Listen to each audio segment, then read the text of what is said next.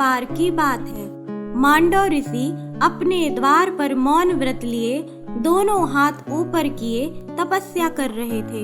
कुछ चोर राजा का धन चुरा कर आए और उनके आश्रम में छिप गए। पीछे पीछे सैनिक भी भागते हुए आए।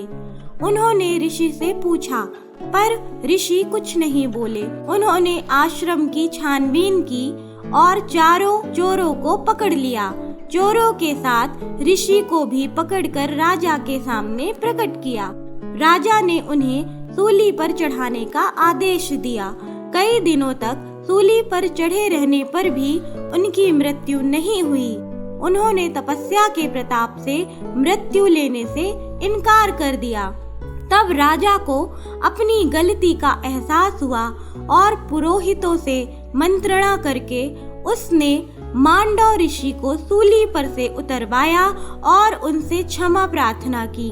मांडव ऋषि ने उन्हें क्षमा कर दिया, पर वे शूल उनके शरीर से पूर्णतः नहीं निकाल पाए और वह पूरा जीवन उस शूल को अपने शरीर में लगे हुए ही तपस्या करते रहे।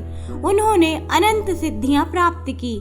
जब वह धर्मराज की सभा में गए तो उन्होंने धर्मराज से पूछा, अनजाने में मैंने ऐसा कौन सा पाप किया था जिसका ऐसा फल मुझे मिला? तो धर्मराज ने कहा कि आपने बचपन में एक पतंगे के पूंछ में सीक गड़ा दी थी, यह उसका ही फल है। तब ऋषि ने क्रोध में कहा, बचपन में किए गए अपराध का इतना कठिन फल?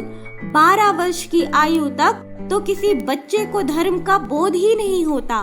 तुमने जो अन्याय किया है, मैं तुम्हें श्राप देता हूँ कि तुम मृत्यु लोक में शूद्र योनि में पैदा होगे और आज से 14 वर्ष तक की आयु के किसी भी बालक को किसी अधर्म का पाप नहीं लगेगा। इस तरह मांडव ऋषि के श्राप से धर्मराज मृत्यु लोक में हस्तिनापुर के महामंत्री विदुर के रूप में जन्मे।